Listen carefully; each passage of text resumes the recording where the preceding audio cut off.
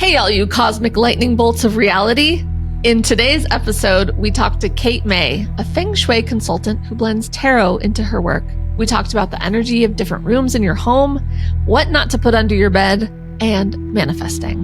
And all of this unlocked for me a sudden and intense obsession with Feng Shui. So, here we go. I'm Lauren Leon. And I'm gonna make you an offer you can't refuse. We are a married couple learning how to develop our own intuition. And this is episode 86 of Clairvoyaging.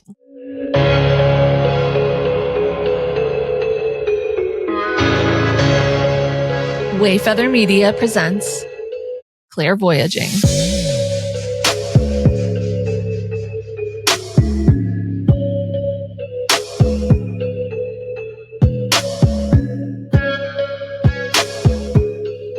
What's up, sassy friends? Hello, pals. My sassy frassies. Just because my dad listens to our show, I just want to give a little shout out. Cosmic lightning bolts of reality. Yeah. Manifesting on this plane for your enjoyment is actually an old band name of his. And I thought that's fun. All those words. All those words were a band. Michael Lanning and your wacky band name. How's everyone doing today? We doing good? Tell me. Tell her. Good. Oh, guys. That's so nice to hear. That's fantastic. I'm so happy. You know, I'm really liking the comment section of Spotify. Can we do more comments? Because I like interacting. Hey guys, you know what's really funny? Having a podcast is cool, and it's really great for confident people. It must be the best. I was gonna say I'm really needy. Yeah. I'm needy for friends. I bet you people who are confident are just like, I don't care. Like, it's great. And we're like, is anybody out there? This is very telling about my psyche. Anyway. Okay, guys. We know you're out there. Yeah.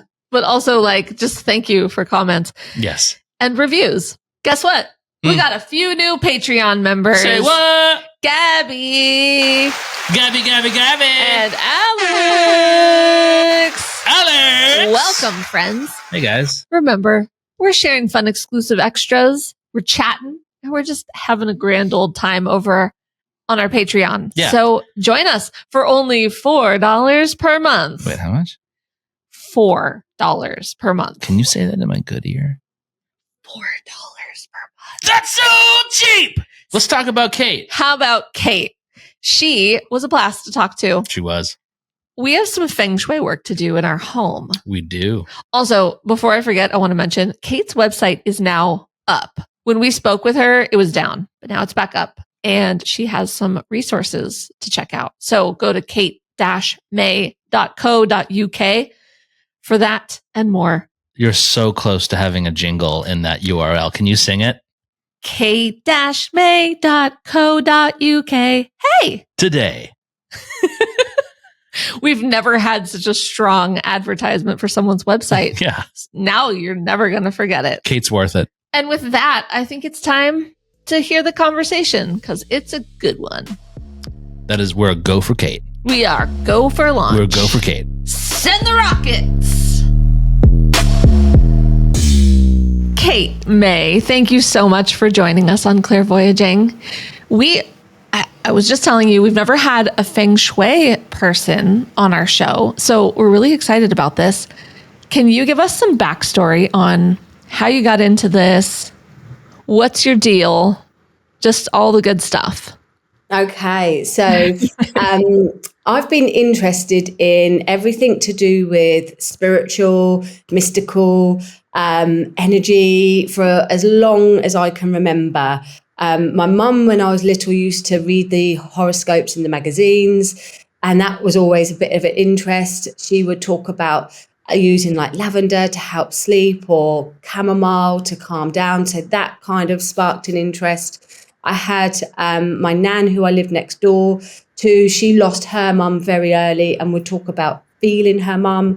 And I thought, how can you feel your mum when she's dead? So right from a young age, I had a big interest in all of it. And it was just an interest. And I probably I'm a full-time tarot reader as well as doing the Feng Shui now as well. Amazing. I've been doing tarot reading for 20 years. So I think I had my first deck at about 14, 15. And I remember having a Feng Shui book at roughly the same age. I just collected everything to learn, didn't know anything about it, had too much because I never really got into delving into any of it really until I was in my 30s when I had my children and gave up my proper job to be a full-time mum. And then I was able to have the time to go in and do all the studying. So I've been running a tarot business for 20 years. And back in lockdown, I had a Feng Shui lady came and I've got a shop. So she came and did my shop. She came and did my home. And it was like the best day ever because it was something that I'd loosely looked into, knew a lot of the tips, but to have it done as a proper one-to-one with all the correct remedies and the correct home analysis was just brilliant. And it was a game changer in my life with the effects that happened. And every year with Feng Shui, there's a new set of numbers that come in to help restore the home every February. So this lady was doing it for me every February as a retouch. And then she gave it up, but she kept me on as a client because I kept nagging her that I really wanted it done and I didn't know anyone else that was doing it. And last year, so February last year, I said to her, I promise this will be the last time that you do it. I'll find somebody else. Got to about the October and my husband and I were on our way down to the beach. And then I said to him, there's a Mind, Body, Spirit fair in the opposite direction. So we did a quick U-turn. We went to this fair. And for the first time ever, we've run fairs, been to lots of fairs. First time ever, I saw a Feng Shui stall. So I went over to her and was like, you're my new best friend. Do you teach it? Do you do this? And she actually wasn't from the area. But she said, no, I don't teach it. But my teacher is opening up her some slots to teach, and there's like 5 days left. So I went home and booked it straight away. Come the November, we started the sessions. By the January, I was qualified in it. So I was able to do my own from this year, February. And it's just been a massive game changer in a good way. Things that have happened to us, opportunities that have happened to my family that just not happened before. And then to be able to share that and help more people be able to get the Feng Shui is all about getting a balance with your home and your home supporting you. And it doesn't necessarily stop bad things happening, but it allows you to be able to manage through any challenges and certainly to open up new opportunities. And then I found with the tarot readings that I was doing, when people come to me and it's coming in the reading that they might have health problem, relationship problem, because I now know the whole 9 areas of the home, I was able to say, so what's going on if it was a love problem? What's going on in the Southwest? And they might be like, wow, that's our spare room and we just put a load of rubbish there. I'm like, this is why you're having problems in your love life. So I'm able to help talk them through the Feng Shui, through the tarot reading. So it kind of naturally combined. And even when I first got into doing the tarot, that was very natural. It wasn't a plan of mine. It wasn't a big dream. I just was doing it as a bit of a hobby. And then more and more people were like, can you come to our house and do it? I've got a bunch of friends. And within a couple of years, I was like, this has turned into a bit of a business. And then I took it a bit more serious. So both of them have merged and, very, very lucky with a hobby that's just brought in a business. So it never feels like work. But it's the tarot for me is like the inner energy and the Feng Shui is like the outer energy. So to be able to bring it together and with the tarot get into the nitty gritty of it, but with the home, be able to really help people balance their lives, achieve more success and more happiness. It's just, I absolutely love it. I'm very lucky, but it all wasn't planned. It's all just kind of the universe way, I think, that it was obviously meant to be because it was so easy. Oh, I love that you've integrated tarot with it because I don't feel like I've heard of that. No. Is it so cool? Is that like common? That's not common, is it? Not at all, no. And my teacher, when I first said to her about it, she's from Australia And she's like, I've never heard that before. So I do a lot of work with manifestations. Again, that was, I've got so many weird things that have happened in my life, so many weird coincidences. And one of them was through tarot and manifesting, where I manifested my husband without realizing it. And I was able to combine the tarot with the manifesting. And now with the Feng Shui, manifestation and Feng Shui works in harmony, because you're sending out the intention of what you want, and it works in alignment. So to bring all three of those modalities together, every day I do a live reading on my Instagram, and I talk about what the card means, but also where you can put it in Feng Shui and on your altars for manifestation. And now I've had quite a well-known publisher contact me to write a book on all of it, bringing it all together. So it's not common at all. It's the first of the lot. Yes, absolutely. Kate, doing it. I love that. That's so great. Okay, growing up, did you said your nan had get or she would speak to her who would she speak to? It was all very interesting. So my dad and my mum, my nan on my dad's side that's where I live now, in her house. And actually in this room where I'm at is where my granddad passed, but it's not spooky. So she would just talk about her mum, just feeling her mum. So that intrigued me a little bit. And I wouldn't say she was a spiritualist, but she was open. And when my granddad passed, the day that he passed, she said she went out into the kitchen to get him a glass of water and to put some washing out. And in the kitchen, she said she saw this purple hooded figure, and she just had a feeling something wasn't quite right. And when she came back in, my granddad had passed. So I heard that story, and it just intrigued me. And then my maternal grandparents, my nan, again, was very open to it. And her mum, my great nan, had died. And she asked for signs, and she started to get signs. My aunt and uncle on my mum's side were spiritualists. They were healers. So although it was around me, it wasn't, my dad was an atheist, and my mum was much more open, but it wasn't, I wouldn't say I was brought up in it. It was just kind of loosely around. Yeah. And as I was growing up, I wanted to be part of something. I'm a Taurian, so I really wanted to be part of some kind of traditional setup. And I tried the Church of England. I went to Brownies. I tried to go to the groups where there was all the Christian things, because that's, a lot of that was where we were then. But it didn't fit. And it wasn't until I went to a spiritualist church, and I just felt that was home. It just felt like home to me. This is where I want to go. This is what I want to do. As far as, I've just got so many strange stories. So when I was about 15, 16, my uncle worked down a pier, our local Southsea pier, and he was at a donut stall, but his friends were clairvoyants, mediums, and they wanted somebody just to do a little Saturday, Sunday job. So I got a job with them doing astrology charts for their clients while they did the mediumship.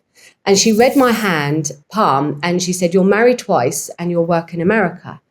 And I was about 16, 17, and I thought, oh no, she's off her rocker. When I was about 25, I did move to Spain, and I thought maybe she got the country wrong. And then when I got to 40, I separated from my first husband. And I think I was about 47, 48 when I married my second husband. And I was like, oh yeah, she said I was going to be married twice. And he's a medium, he's a trance medium. And we've done a lot of work in California. Oh my gosh. All lockdown, we were going 6 months. I was like, yeah, she was right. And then I was talking, we were in a completely different part of the country, so maybe like 3 hours away from where I live, talking to his mum, where she comes out, my husband's mum, who's also a medium. He's like fourth generation.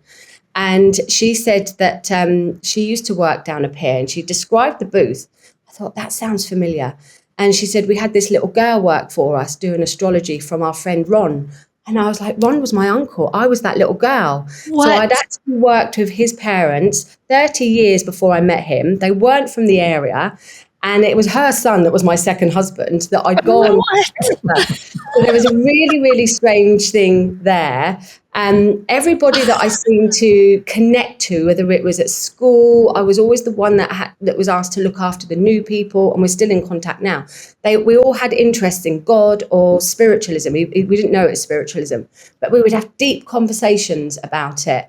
So there was an attraction right from little. And even my first or second boyfriend I met randomly in a nightclub, his parents were healers. So it's always been kind of around me. Yeah. And then when I had my first son, my midwife was saying to me, go to this baby group. It'd be really good for you. But I had friends that had babies, and I didn't really want to get into the mum clique. I'm not very good I wasn't very good with meeting new people. And I said, no, I don't want to go. I'm all right with my small group. And then a friend of mine said, my daughter, who was only 16 at the time, had a baby, is really shy, and her midwife has told her to go to baby groups. Would you please take her? So I said, look, I'll go once, but it's not my thing. I won't go again. Well, I went. I loved it. She never went back. I ended up going every day and got really friendly with the people that run the group.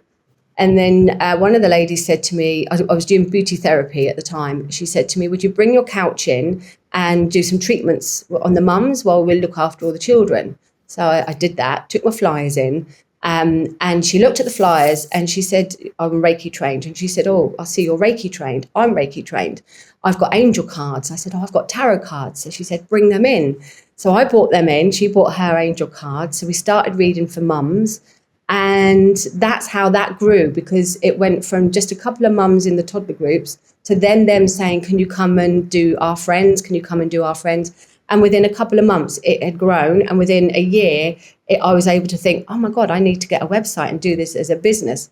So the universe, I had to get to that baby group to meet this girl to do all of this. The universe had a plan. So for me, like I said, it's just all falling into place really easily with the connections. But if I look back, I would say it's always been there. It's always been there. I did go off track. It was the 90s for a while. So I did go off track for a little while before I settled down and have children. Yeah. But it's been such a big interest. And now I couldn't imagine it not being. And even when I met my second husband, I was doing spiritual events. And a friend said to me, would you, I know a friend, would you put on a trance night for him? So it wasn't my thing at the time, trance. So I said, oh, I will, but I'll sit at the back. He did the evening. And then we just stayed in contact. We started to put on events together. And then when my marriage separated, I was found myself thinking, oh, I don't know if I like him, actually. And then it blossomed into something. And that's where the manifestation came. So I was with my previous husband trying to make it work, although I don't know why. But I was trying to make it work. And I'd pulled some tarot cards on purpose. I'd specifically chosen some, put them out with the full moon in the idea of, come on, this is what I want to bring in. And then it was a year later, that marriage fell apart within weeks. And then Colin, my new husband, came in within a couple of months. It was a year later, on Facebook when it comes up with your memories. And I'd taken a picture of these cards. And when I looked at the cards, when it came up in my memories, I was like, actually, I had the Ace of Cups, which is new love. I had the Four of Wands, which is marriage. And I had the Ten of Cups, which was happy ever after, and the Two of Cups, which was a new coupling. So I'd actually picked wrong cards for a marriage to be together, but the right cards for a happy ever after new beginning. And now in the idea of the cards can be used for manifestation as well. So when I learned the Feng Shui of the areas, the money areas and the love areas and the work areas, there's particular cards that draw that energy. So I was like, these cards can be used as like a symbol, not just for predicting, but as a symbol to enhance the energy in that particular area. So all of it has just been weird coincidences that have all blended. When we went to America, the strangest thing with California, we were doing a psychic supper and a lady had come and swapped her ticket over. And I don't know who she was meant to have, but she wanted to have a reading with my husband. So she swapped her ticket. I don't know if she was allowed, but she swapped her ticket to have it with my husband. And just before then, we'd been talking about America because he comes from, he's done a lot of work with the Crow tribe in America. He spent quite a few years doing vision quests and working with the Crow tribe. So he's got and his parents run in West Virginia a spiritualist church there. So he's had a lot of connections. So that got me thinking we want to go back over there, but to California. I don't know why I was thinking it. I would put an advert on and it would be California. My son came home all within 2 weeks. T-shirt, California. I got an email from somebody wanting a reading from California. And it was just all bizarre. So this lady had swapped her ticket, gone to my husband and had the reading with him. And then she said, I've got a feeling that you and Kate, we never met her before.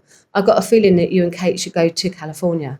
And he was like, well, that'd be great. One, we've got no money, but two, we don't know anyone. And she said, I do. So he said, well, go and talk to the boss. So she said to me, I know somebody that's in Palm Springs and she's into all of this. So I connected with her and we got on really well. And she's like, yeah, I can put some events on. I also know somebody who is in Santa Clarita and in Carmel. So I was like, okay, we can get this. And then I'm like, we haven't got any money. So I said to this woman, this is all good, but we've got no money. She said, don't worry, it will come. And later that day, we got a PPI check out the blue, which covered everything. Wait, what's a PPI? Oh, sorry, PPI. So it's all finished now, but it was when people used to take out insurances for either bank loans or credit cards. I think probably in the 80s, and then in the 90s, it might be in the 90s, in the late 90s, 2000s, they found out that it was fraud, that they weren't allowed to do that. So they were compensating everybody. Got it. Everybody was putting in a claim for PPI, whether you had it or not. People were just claiming to see if they could. Yeah. So I've done it, forgot all about it. And and it came through, and that was our ticket. Oh so we ended up going to California and up until lockdown, it all worked. So just like really weird things. So this is definitely my path. And I really encourage people, like when they're trying to do things, it's okay having a pipe dream, but when you're in that manifestation and alignment, it should all really fall into place. If there's too many obstacles, too many obstructions, it may not be the way that you need to go. There could be some other areas that you need to go in. So there's a fine line between feeling what your vibration is and what your wishes are as well. But I've just been so lucky, really grateful, and just so lucky with all of it there. But it all kind of just slotted into place. Yeah. So Lauren told me we were talking to a Feng Shui person today, but you're a wizard. It's really amazing to me. It's really amazing to me how, like, it seems like your entire world is surrounded by people that are either like psychics or mediums or very sensitive. Yeah. And like, absolutely. That's so cool. Yeah. It is 24/7. I've got a coffee shop again. That I don't even like coffee. I can't cook, so I don't know what I was doing opening a coffee shop. But we've had it 7 years now. It's really successful. I sell crystals and cards and things. So it's called the Mystic Coffee Lounge. So it's a coffee shop as well as selling all these, and then I do my readings in a separate room. So the whole lot is 24/7. I've got a handful of friends that aren't into it, which is lovely because they ground me. My children don't really believe it, so they ground me. But it's my entire life, which is perfect. I love it like that. Have you noticed that as you've like used tarot and worked in Feng Shui more, that like, I don't know, has it sparked any of your psychic abilities? Oh, yeah. I mean, I do this as a full-time job. So my psychic, I'm quite clairvoyant. So that's quite strong because I'm using it. It's like a muscle. I go to the gym. I use that every day. Yeah. But where I've blended, and I do like a Feng Shui tarot reading now. So where I've blended the two, I know straight away, if it's showing me that there's relationship problems, I know that there's going to be an issue in their southwest. Or if they've got career problems, I know they're going to have something dodgy in the north. So before they've even said it to me, I already know things. And where I'm clairvoyant, which is great to be nosy, I'm good at looking at people's homes. Not all the time I can do it, but a lot of the time where I just start to vision their home so I can get an idea whether there is too much clutter or whether the energy feels good in the home, whether it's stagnant energy. So things play out in my mind, and I can almost get I can go around their home without them knowing about it there. So yeah, that's definitely enhanced since I've got into the Feng Shui. Oh my gosh. What a tool. How many, when you talk to people? It's a blessing and a curse, I'll tell you. Sure. How many, when you're like, oh, there's something weird going on in your like Northwest area, are people like, I need a compass? Oh, I Wow, literally would have to. Yeah. So if somebody books a Feng Shui reading with me, I send them out a map already so that they can, before they have the session with me, they can find all their areas and they can either write it down or just get it in their head so that when I'm talking to them, they already know. It's not like they've got to think about it. They're already prepared for it there. So I do send people out a map. Other than that, I would say to them, go into the center of your home and use a compass. And there's many, many different schools of Feng Shui. And the one that I use and have been taught is called Flying Stars, which is where the Southwest area relates to your relationship. Whereas a traditional Feng Shui, it might be that the left of the home is relationship. But with the Flying Stars, everybody's left of the home, it's going to have a different area to it. So the Flying Stars makes it more detailed and personal on it there. So that's why I think it's good to have a map prior so you get an idea of what we're going to be talking about. Okay, let me ask you a macro question here. Because it's funny because I'm so used to that. Everyone's heard the term Feng Shui. They have an idea of what it means, and but it feels like with you, it means something entirely different. I guess what I'm asking is, what's the relation between these type of energetic signatures and location? So the location would be very personal, and this is where the numbers come in. It's not going to be the same for everybody. So it generates energy in each of the areas, and once these areas have been activated, or if they're deactivated, it will bring a balance or an imbalance around the home.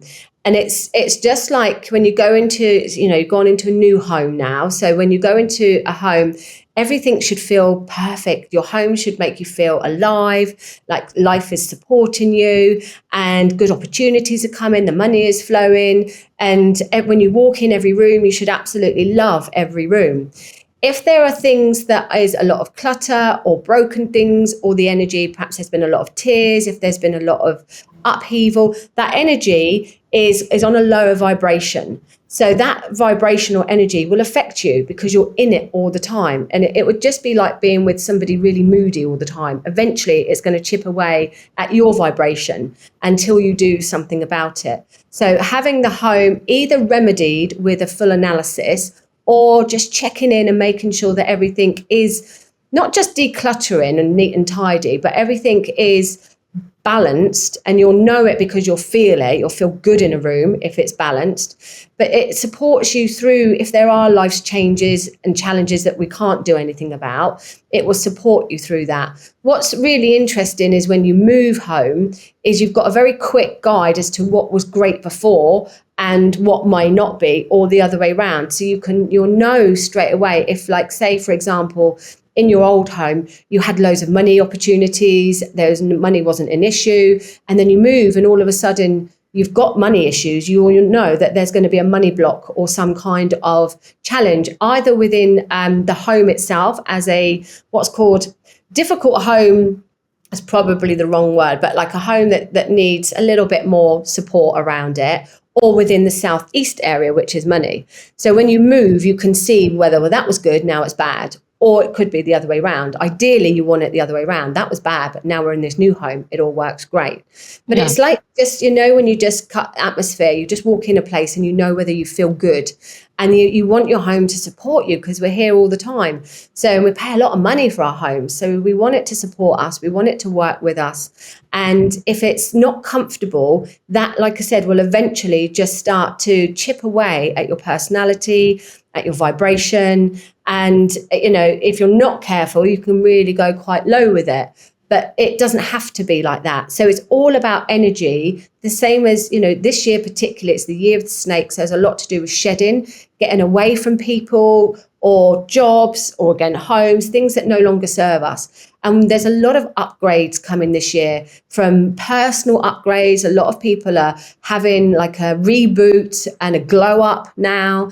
And that can be personally, that can be to do with homes, redecorating, or even within yourself, just going on new spiritual journeys. So within that, the energy is going to be changing and people will change. So you'll find you get on really well with certain people, but maybe some that you used to, you don't anymore because your vibrations change. So everything in the home is all to do with the vibrational energy. It's a little bit, once you know, you can't unknow it. So there is a lot of general things on Google that will talk about, do this with Feng Shui, do that. And I do a lot of talks on the general things. And they're good for a little starter. And some homes, that's all you need. But other homes need a full analysis because you need the extra push there. And once you know that your south is this or your west is that, you can't unknow it. So for me, there's a little bit of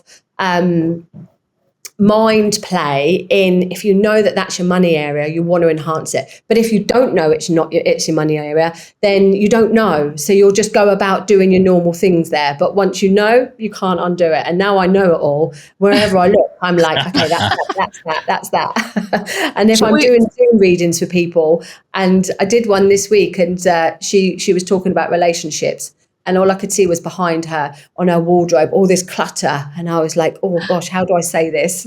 And in the end, I was like, can I just talk about what's behind you? Oh my gosh. So it's really interesting, really, but it's the energy. It's just the vibrational energy. And I think more than ever now, people are upgrading. They are being more open, more sensitive. There's a lot more people becoming awake to things, and more people, the rise of the people, rather than having to be put in a box. And do we follow that person or that person? Or actually, can we be a bit in the middle? It's all right to be a bit of that person and a bit of that person. We don't want to be put in boxes now. So we're finding our own way, and that predominantly will start within yourself, and then within your home before you take it out to the world. So I think it's going to get bigger and bigger with people recognizing that. So I want to just ask you something about what you mentioned about, like, if there's a lot of tears in your home, or like someone's going through something, do you like to kind of clear that energy? Let's say someone's having a tough time, or there's been for us, there's been like a big transition, where, sometimes when you're like releasing all this stuff, they say that you can kind of like have remnants of that energy that's kind of lingering 100%. Around. How do you use sage or Palo Santo, or how do you kind of clear or that? Like crystals? Yeah. How do you clear the area? So there's lots of different things. And some homes, it's light energy. So it could just be, it might be arguments. Sometimes it's hormonal children that will do it. Sometimes it's moving into a house that they've been a divorce there. So there's some lighter stuff, but then other times it's real trauma, like a death or passing, and some real trauma that's stirring up. So the lighter things that can be done, going around with sage, with a little prayer, something of an intent to, I like to use Archangel Michael and call upon him, because he's the archangel of removing negative energy. Mm-hmm. But if they're not into angels, like my husband's not into angels, I am, so I'll do that. He's into the Native American thing, so he'll bring up a different prayer. So it depends on where your interest or where your beliefs are, really, as to what kind of energy you'll work with. But the Palo Santo, most definitely, sage, but also these things clear the energy, but you also want to raise the vibration. And that will be through playing happy music, singing, dancing. Decluttering is a big game changer, because everything holds the energies there. But sometimes that decluttering it's not easy, especially if there's emotions attached to it, grief, memories. So it can be quite a big deal to get rid of some stuff. So it's not just like, let's get rid of it, you're going to be happy. You might have to do some healing within that. But we had a whole episode about that when we were moving. Yeah. It was a big deal, especially for me. It is a big deal. And I think when people can be too flippant and say, just throw it away, declutter, I think there's a bit more going on than that, because you've got to do the healing journey first. Yeah. But you can help yourself by raising the vibration, playing happy music, having things around that make you feel joyous, not having things that make you feel sad. So, for example, let's just say somebody's passed and you've got a photo up of them when they were quite poorly, just being diagnosed, or it reminds you of them not being well. So you want the photo because you want to be, you want to remember them. But if you look at it and think, oh yeah, they died just after that, or just before that, this happened, it's going to generate a vibration of not the best energy. So you're much better having a picture where they would be happy in their prime, or having an item that fills you with joy, not things that are going to just for the sake of it or because you feel obliged, because that will bring the energy down. And just having things around you that bring you joy, and that whether that's pictures, whether that's colors, crystals, clear quartz crystals known as the master healer. There's lots. Bells are really good. The music and sound bowls, they're really good at helping to clear the energy there. And sometimes the energy, I mean, I'm not a big fan and believer really of negative spirits, but negative energy I am. And I've seen it where I did a house cleansing and it was about this big. And if I didn't see it, I'm Taurus with Capricorn, so I'm grounded. I'm not, although I'm woo-woo, I also am quite skeptical.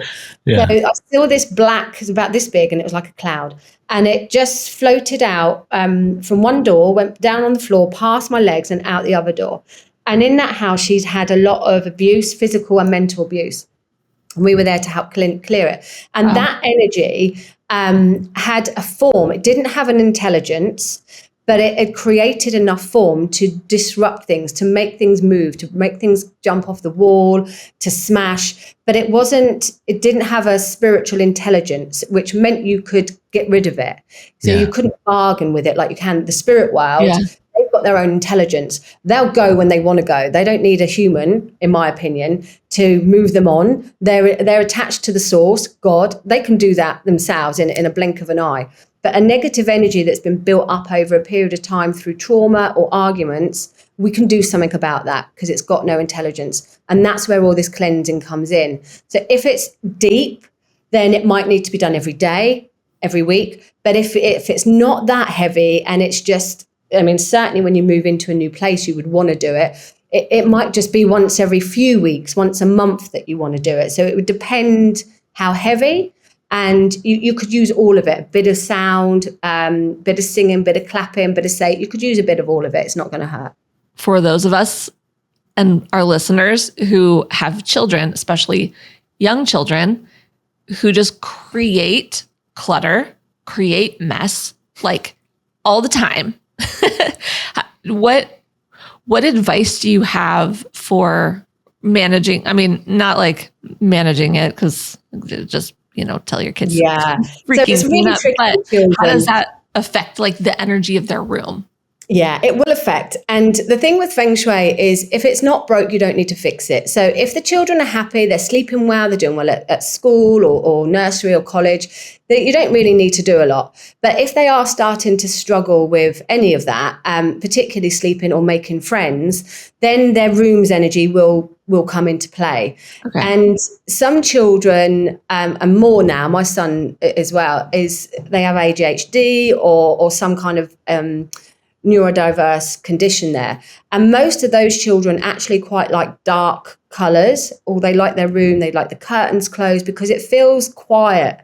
So when they've got ADHD particularly, their mind is very busy. So having their room with dark colours or the curtains closed means it's quiet for them. It's not loud and busy. In Feng Shui, we want the opposite. We want the curtains open, we want the windows wide open, we want light in. But it's your child's bedroom. So it's not fair to do that when it's their energy. Yeah. So this is going to sound a bit nuts, maybe not, but it's good to talk to your room and talk to your home. So my son's bedroom, he has like dark curtains and he doesn't put the light on. He wanted black bedding, a compromise with black walls. We've got one black wall. And his room in my home's energy is actually my money area. And my money remedy is fire, which is reds, yellows, oranges. Black is water, so it waters it down. So I can't go and change his room to reds because he's got ADHD and that will send him off the wall. But also he wants reds. He wants all the dark colours. Yeah. So you talk to the room and you just say to the room, ideally, I would love this to be bright and well lit, but I can't because X, Y, Z. So therefore, work with me and inspire me. Tell me what I need to do. So what I was inspired to do was just to get a couple of red and yellow throws, which he loves to have around him. And I just put one on the back of his bed and one on his actual bed. So when you walk in, you see that fire colour. And that's what the energy rooms. As soon as he's not in the room, I'm opening all the curtains and the windows. And then as soon as he's back, he closes them. But that's okay. It's the clutter around. Again, if you've got anyone with ADHD, they love a bit of mess. They got floor drobes. So I do just have to keep putting floor drobes. Floor drobes. That's funny. Heard that. And for him, it overwhelms him. If I tell him, put it away, undo this, it's too much. So I just have to learn that I have to do it for him because it bothers me more than it bothers him. Yeah. But I do. I mean, he's 16, he's not a baby. I do say to him, if you don't tidy your room this week or by this day, you're not going to get your pocket money. So then he will begrudgingly do it. But depending on their age, you might have to do it for them. But it's trying to get their things. They want their toys around. It makes them feel safe. So trying to get things put in boxes with a lid on them and maybe trying to make it fun if they're little, like having a game with it, like who can fill up the box the quickest or some kind of game of trying to get everything put away at the end of the day. Ideally, we want things stored away with a lid on them. We want wardrobes closed. We don't want clothes to be left out. We don't want shoes to be left out because that's tired energy from the day, so that can affect them sleeping. Ideally, we don't want anything under the bed, but a lot of homes have storage. So if you do need to put things under the bed, try and make it soft, like bedding or pillows, nothing that's metal or hard. What about shoes? Because we each have a big container of shoes under our beds. What is that okay? I wouldn't put them under the beds. I wouldn't put them under the beds because it's literally like you're walking in your sleep. All that energy that's going from your shoes is going to disturb your sleep. Again, if you've got no problem sleeping, it's not an issue. But if you do have problems sleeping, I would definitely take the shoes out. And ideally, we don't really want shoes in the bedroom. But if we have to, in a lidded container or in the wardrobe with the doors closed there. But certainly in some kind of lidded container, but not under the bed if you're not sleeping properly. What other things that children really like is I'm suddenly planning I'm planning a trip to the what's it called, the storage get all the containers. Container store. I love a container and labeling them as well. And you've got Virgo as well, so that would be a good job to bring in to get everything organised. Oh yeah, you do that. Yeah. But children's rooms, they like to feel supported, so they do like stuff around them. But having photos of you guys or parents, family, friends is really good in the children's bedrooms. If they're struggling with making friends, we want to make sure that there's no single pictures, no solitary pictures, no animals that are on their own. We want to have collective pictures where we've got like a whole farmyard or like a group of friends there. And ideally softer colours, but you have to be a bit careful because if they're a bit older, they get to choose.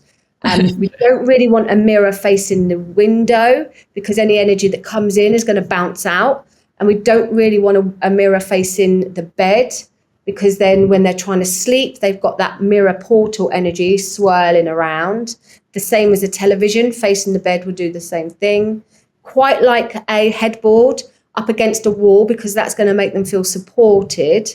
And like you said at the beginning, we don't really want what's called the coffin position. We don't want the feet to be facing the door, but we do want to see the door so that we're not feeling like who's coming in without us seeing. So we want to be able to see the door, but not with our feet by the door.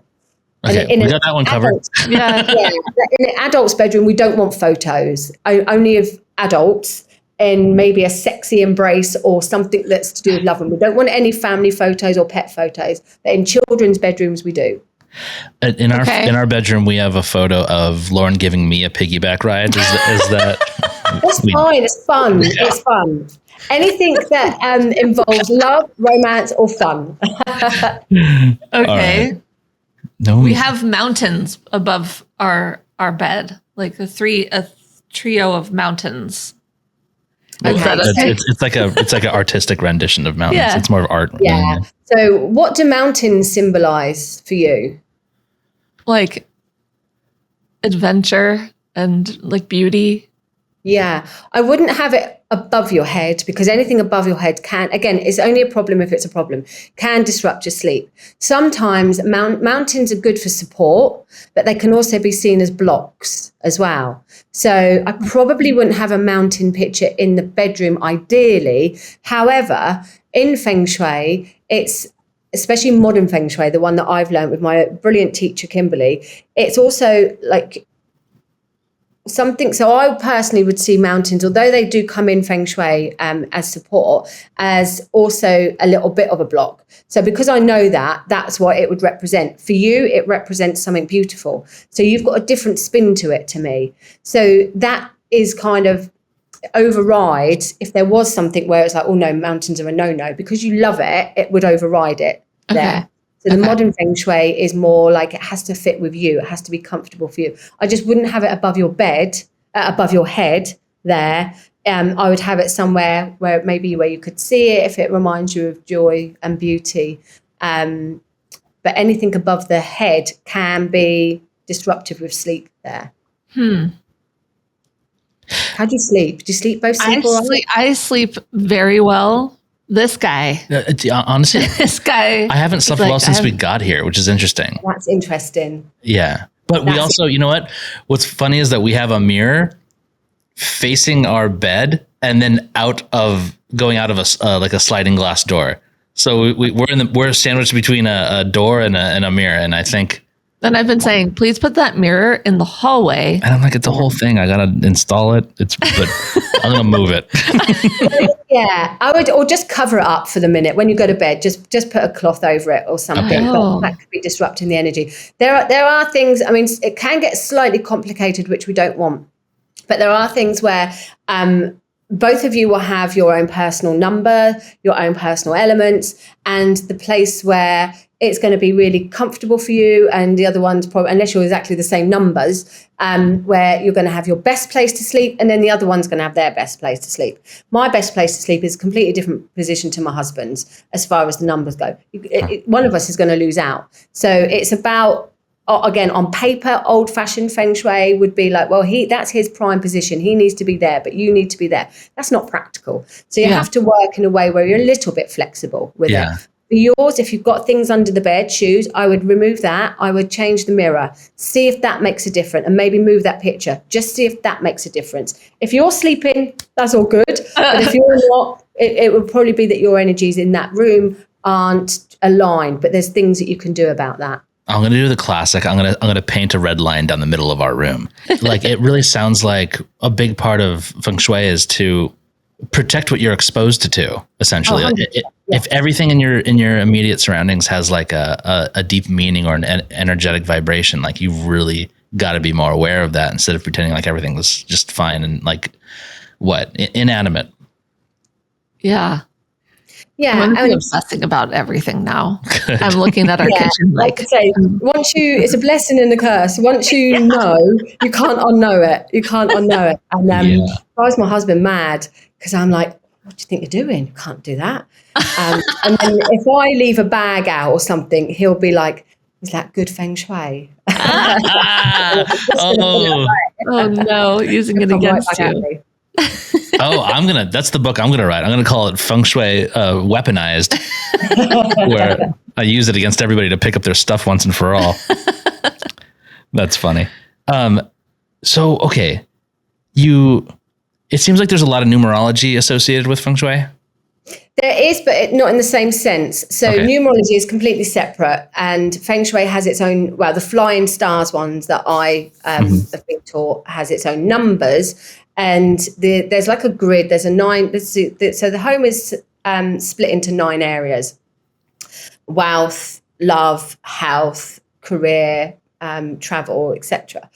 And in those areas, when we do the floor plan, when I look at somebody's floor plan, I'm looking at when the house was built or when it's had a new roof, either.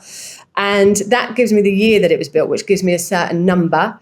And I'm marrying that number up with the cycle that we're in at the moment. I'm marrying that up with the year that we're in, and that creates another number. And these numbers get floated over these grids. So we end up with 3 to 4 different numbers over these grids. And it's those number combinations that tell me what remedies you need. So, for example, I did a client recently, and I already knew that her husband was having legal problems connected to his brother. And I knew that they were having a lot of arguments in the home. And when I did her number grids, literally one of the numbers came to the positive aspect when they have the remedies in, was that it was going to neutralize and be very successful, particularly for her career. But if it wasn't remedied, the number combination came to legal problems and arguments with outside influences, especially brothers. And I was like, oh my God. And I phoned her straight away, left a voice message, said, you're never going to believe this, blah, blah, blah. I cannot wait until we've done your home and you've put these remedies in. It's going to be such a game changer for you. So the numbers tell me what the problem is and how we can fix it. And it's fixed using the 5 elements. So it could be water, it could be earth, it could be metal, it could be fire, could be red earth there. So there's different elements that will, and wood as well. So there's different elements that will balance it out. So like I said, my money area, the southeast, needs fire. Now I'd not long decorated with some blue cushions, which is water. So they went, and in came some orange ones instead. Luckily, it's quite neutral, so it still matched. And in my north, last year I needed the fire, but this year I needed earth, which is great because earth is all crystals. So I was like, I can just put a load of crystals there. So the remedies are very simple. The hardest remedy is metal, and it's done with weights, and it doesn't have to be on show. They can be in a basket where it's not quite so obvious there. Some things you might want on show, but you wouldn't know when you walk into a home, you wouldn't necessarily know that it's had Feng Shui weird remedies. Yeah. Though in my home, I've got some weird stuff. I had the cable guy come out, and he said, when he left, he said, I noticed those red bricks at the bottom of your stairs in the basket. Can I ask what that's about? And I was like, I needed red earth in my southwest area. And he was just like, I'll see myself out. I gotta go. As a rule, it's very subtle, and lots of things can be used for it. Oh, this is so interesting. Oh no, I want to know everything about this.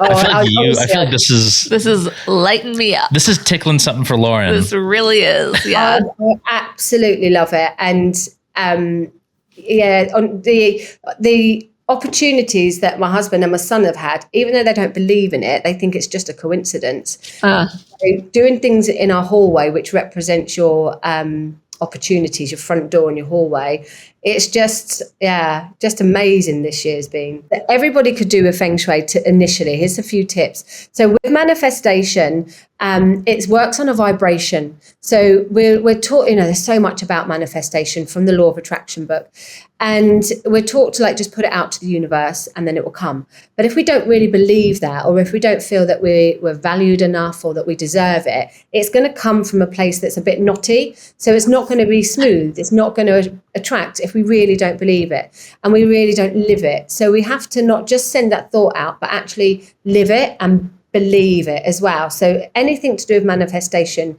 we really have to believe at our core. If there's a slight doubt, then the universe will pick that up. Right. And that again is like when things are in alignment with you, there won't be any doubt and there won't be any knots. It will just work.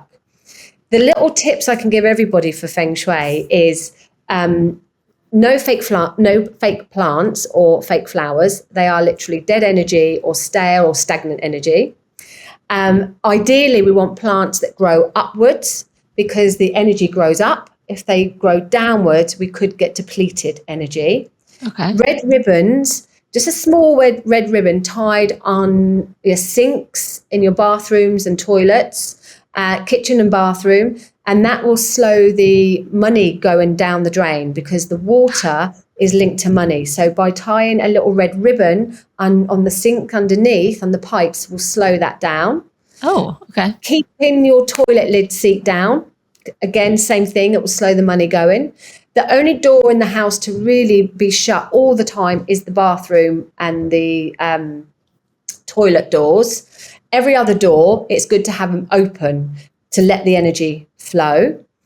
Nothing broken, light bulbs fixed, and everything is in a good working order that it can be.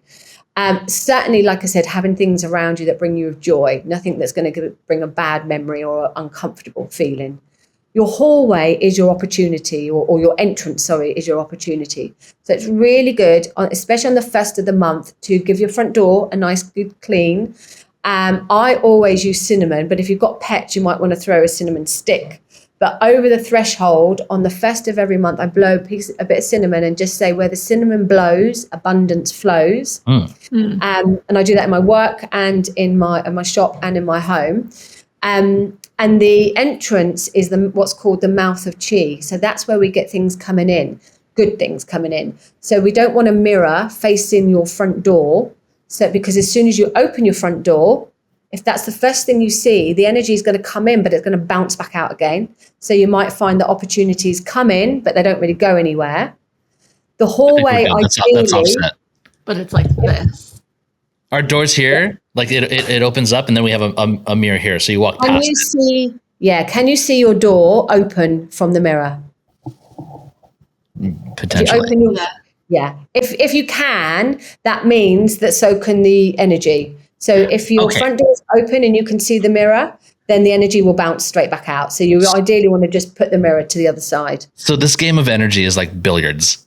Like it's even if it's at an angle, you hitting angles, it's going to bounce out everywhere and all that stuff. Yeah. Okay. And there are good things that you can do. So because it's the mouth of chi and we want the energy to come in, if we've got a lot of windows at the back or if we've got stairs, it's kind of going to go in and out. So we want to slow it down with like hanging crystals at the bottom of the stairs or rugs or plants in the hallway. Not too many, no clutter in the hallway, but just enough just to slow the energy down if your front door faces a back door or a window.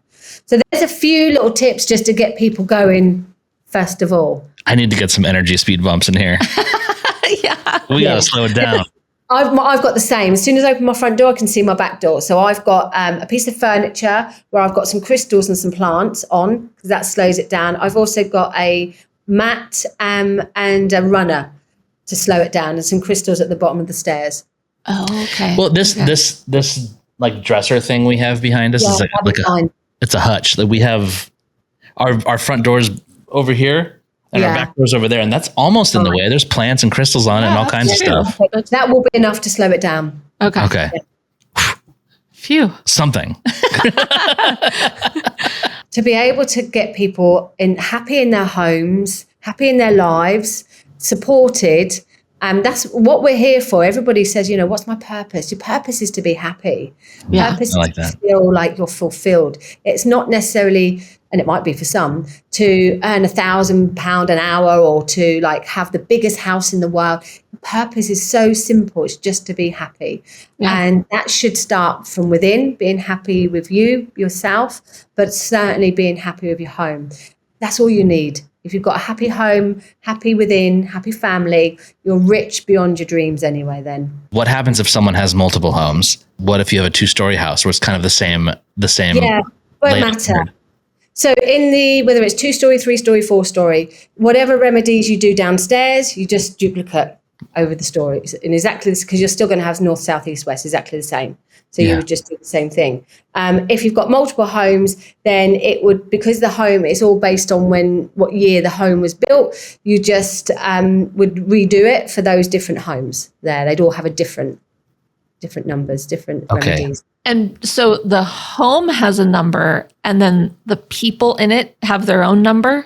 Yes. And that kind of tells you where... So the personal power number That never changes. So once you've got that, that's really that, you've got that won't change. Whereas the house numbers change every February. Now, every February doesn't mean that you need a whole analysis done, because it's already been done. All you need is the remedies. So it takes about an hour to do those remedies, whereas the home analysis takes about 3 weeks to do, 2 weeks to do.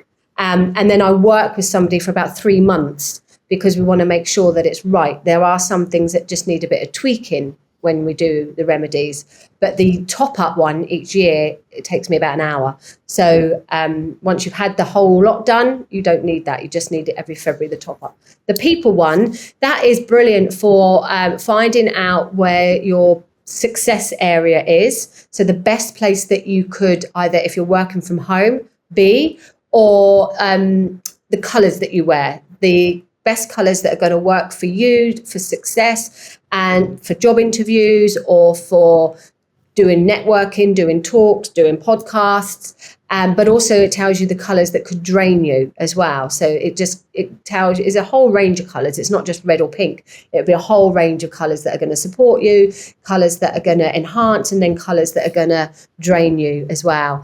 And that can go into, things like where you want to sit so much in home, the best place for you to sit, or the best place like for your office to be, which would be your success area there. Again, there's different layers, but it can get complicated when you live with other people and their best position is facing the telly that way, but your best position is facing the telly that way. So I don't tend to go too much in overcomplicating it. You don't need it. Once you know your colours and you know the remedies, that's all you really need to know. There's a lot of gimmicky stuff with it. Let's I know someone who only wears black, and because he hates fashion, he tries to free up his mental space to not think about what colors he's going to wear that day. Now, let's say for some loser like that, if they were to, let's say, if they knew what color they should be wearing, if they were to wear like a pendant or a ring, would that cover the bases, or are they still just toast because they listen to too much metal? So it's interesting with the black, because black is although it's a watercolor, it is a quieter. So if somebody's got a lot of energy, or they want to not necessarily be seen, black is quite a good color to water down. However, it is also a dominant color. It's like authority color, and a lot of people wear black suits when they used to go into all the meetings. So there's a power color with black, but also a watering down color with black as well. And you've got to be comfortable. You have still got to be comfortable. You can definitely enhance it with, I don't know, scarves or hats or accessories. Maybe not scarves, accessories. You could enhance it, but it won't be the same. But it would be better than, if you want to wear black, but maybe wear if just say your color is earth. Let's just say whoever it is, their color is earth. So earth could be like this type of color. Earth could be ranging from browns, beiges, even some greens. So you might wear like a green or earthy t-shirt underneath it. So you've still got your protective black. You feel safe in the black, but you've got your power color underneath. I have a lot of homework to do. Well, you can also wear coloured pants so you don't need to wear. Maybe you know that you've got your power there.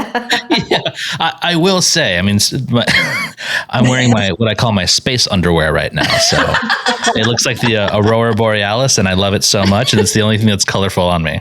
And I have completely somehow taken on a very similar, not all black, but a lot of black as well. And I've recently been I need to change that, because I think it's bringing me down or something. But yeah, it's a safe color. Interesting. Yeah, it is a safe color, and it's slimming, and it's practical, and it goes with everything. So it is a safe color. So it's not to say you can never not wear it, but it's just being mindful that if you were going to go for an interview, or if you were going to go For something where you wanted to be known or stood out, then that would be better to wear your power color. But if you just want to mince around at home, you could still stay wearing your black there. It's interesting, though, that you're becoming aware that you want to get out of that. And that, again, might be to do with the new home that you're in, that you do want to bring a bit more light to your life, that you do want to bring a bit more vitality to your life there. I've got, I think it's £11. I don't know what that is in dollars. Probably about $16. I'm not sure. Sounds about right. There's a download which will tell you your personal colours. It's available. Well, it will be available next week. The bad news is my website's down, but hopefully within the next week it will be all up, and there's a whole bunch of different resources, and they all range from £11 to £22. Some of them are free as well, and there's a lot of tips for lots of areas on there. There is lots of different things, not just Feng Shui, but also tarot and also psychic things that people can have access through via a download. So how do you find your number? Is that like a test on your website, or is that something you can Google and like calculate? Yeah, no, I'd need to do. Oh no, so your personal number, you mean? Yeah. Mm-hmm. So through the download, it tells you how to do it. It's super easy, and it's done on your date of birth there, which is on a grid, and it tells you like your date of birth, and then it will have your number if you're male or your number if you're female, and then it gives you the list of what that number means, what that personality means. Also in that is your Chinese sign, what that means, and also how you can work out your personal tarot card. Everybody's got their own personal tarot card as well. Mine's number 9, the Hermit, all based on your date of birth. So all of that is in with this download, which is £11. Wait, so this is a really good time to just give plugs and stuff. Are you okay with that? Yeah, but I have so many more questions, but okay. I think you're going to hear from Lauren. Could you tell everybody real quick just where to find you, what you're working on? Yeah, the best thing, while my website's down, so my website is normally called katemay.co.uk. That may have to change to Kate May UK if we can't get the domain name. That's the problem with it. No. But the best thing to do is to I'm on Instagram under Kate May Modern Day Mystic, and that's my favorite platform. And I have a Facebook group called Make Kate May Modern Day Mystic, very active in that group. So both of those platforms, you can get hold of me. I do, like I say, a reading every single day on Instagram. I've got stuff on YouTube. There's learning, tarot learning, and lots of things on YouTube. Same handle, Kate May Modern Day Mystic. And then as soon as the website is ready and the downloads are ready, it will be announced on either one of those platforms, the Facebook group or the Instagram. Kate, you are an absolute delight. Thank you so much for spending time with us today. Thank you. Bye. Thank you for listening. Visit clairvoyaging.com for merchandise or to access free resources to help you on your spiritual journey. Subscribe to our Patreon for more content or join for free to chat with us. Clairvoyaging is a fiscally sponsored project of Fractured Atlas, a 501c3 charity. Make a tax-deductible donation to support our mission to foster understanding, respect, and curiosity for diverse spiritual belief systems. Clairvoyaging is a production of Wayfeather Media.